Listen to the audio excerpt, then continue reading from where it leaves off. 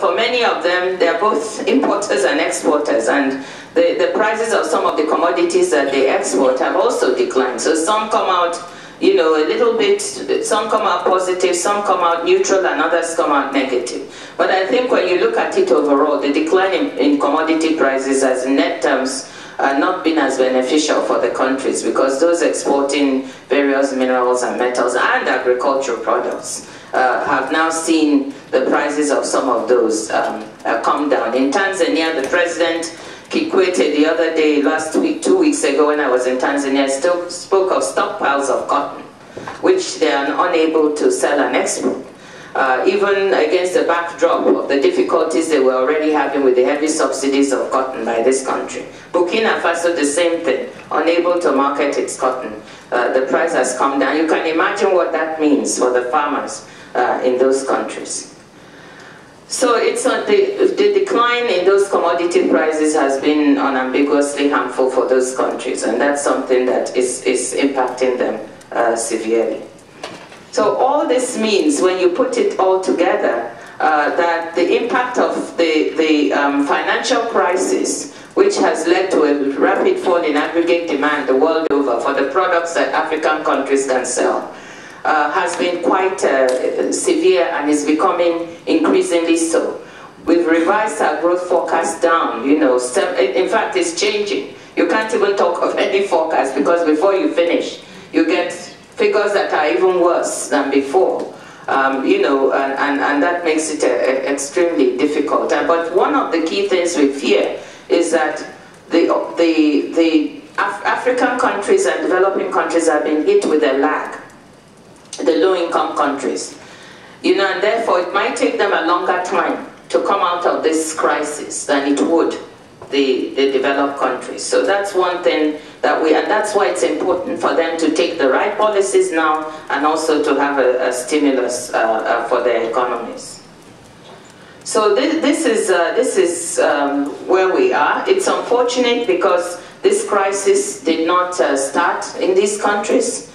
It started in the developed countries, and we all know the causes, and you know, it just shows you the lack of regulatory oversight of the financial system here, the big imbalances in the US in terms of its consumption and lack of savings.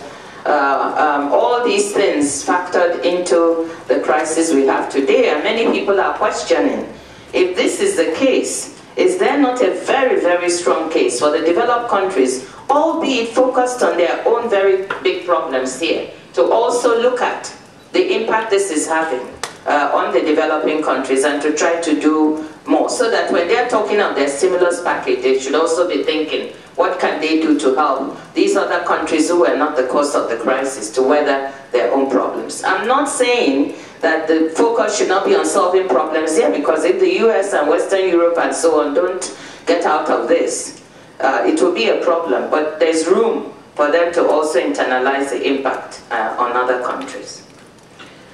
So in the World Bank, we're very much taking the impact, this external shock of the financial crisis. Again, I'm on board, and actually one of the things that has been taking enormous amounts of my time and the time of senior management is how to design the kind of support.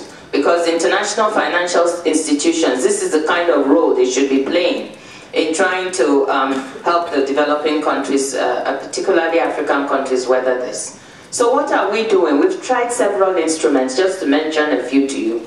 We have an envelope of $42 billion that has, as the soft loan arm of the bank, called IDA, the International Development Association, which has been contributed by the donor countries. It's a fixed envelope. It's already allocated by country based on performance criteria. So there are not many resources outside of that, but what we could do is to fast track that to the country. So we've designed a fast track, IDA fast track mechanism, which I headed the group that was doing this, to try and front load 30 to 50% of the resources of these countries to them. And already 2 countries have just come forward to benefit from this: DRC for $100 million and Armenia in Central Europe was also another beneficiary because it had a massive loss in remittances. So that's one channel. Doesn't bring added resources, but at least enables us to fast track what we have. In addition, we've been creating a vulnerability financing facility and trying to raise additional resources. And we see the response to the crisis in three ways, three platforms. The first is trying to take care of the poor and vulnerable, because like I said to you before, a crisis in our countries is not a question of just losing your employment, it's a question of not being able to eat. It's the difference, you know, that people go hungry and could result in deaths and malnutrition. In fact, we estimated when we had the food crisis that 130 million people were thrown into poverty. With the financial crisis, an additional 53 million people. So these are real numbers, real human beings, and the fear is that this economic crisis could turn into a human crisis.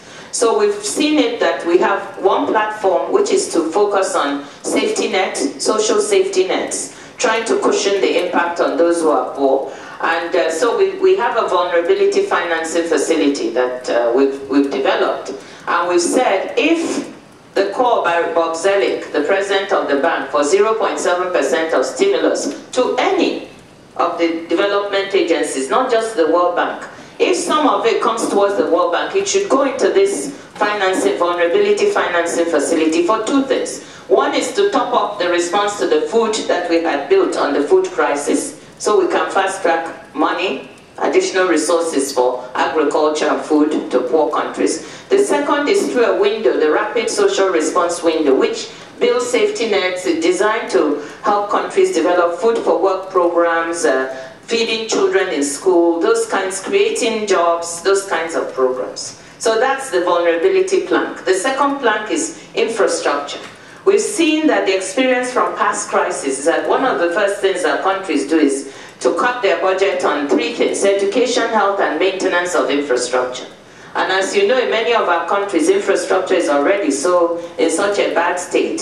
So if countries were to draw back even more, then it would mean that when the recovery starts, they'll be in very bad shape vis-a-vis infrastructure to benefit. So one platform we've developed is how to help countries keep up operation and maintenance of their infrastructure in the country. And we call that the infra facility.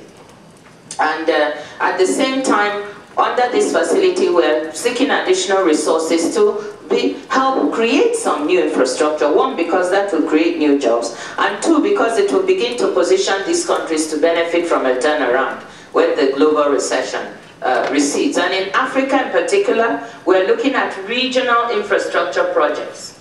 It's increasingly clear that there are enormous gains to be made by building regional infrastructure, be it roads, be it looking at ports, be it power pools in the energy sector. And so we're working very closely with the African Union, the African Development Bank, with other donors like the British, the UK, who are very interested in this, to look at specific projects in East Africa, the Northern Corridor that will link many countries that are landlocked. So those are the kinds of things we're looking at. The third plank is the private sector plank. Recognizing that neither the resources of governments nor those of international financial institutions will be enough to meet the financing gaps of developing countries, which we've estimated in the billions of dollars, over 200 billion.